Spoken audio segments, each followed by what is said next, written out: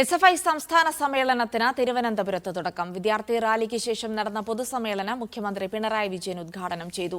പ്രതിനിധി സമ്മേളനം Cuban ambassador Juan Carlos മാർസൻ അഗ്യുലേറയാണ് ഉദ്ഘാടനം ചെയ്യുക. മൌലിക പ്രശ്നങ്ങളിൽ ഗൌരവമായി ഇടപെടുന്ന സംഘടനയാണ് SFI എന്ന് മുഖ്യമന്ത്രി പറഞ്ഞു. SFIക്കെതിരായ ആരോപണങ്ങൾ പർവ്വതീകരിക്കുന്നത് പൊതുവായ നിലപാടിന്റെ ഭാഗമാണെന്നും പിണറായി വിജയൻ പറഞ്ഞു. ഒന്നിന്റെ മുന്നിലും പതറാതെ മുന്നോട്ട് പോയ പാരമ്പര്യമാണ് SFIക്കും SFIയിൽ അണിനിരന്ന വിദ്യാർത്ഥി സഖാക്കൾക്കുമുള്ളത്.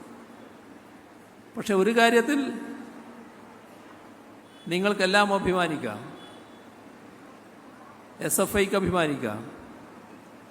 കാരണം നിരവധി സഖാക്കൾ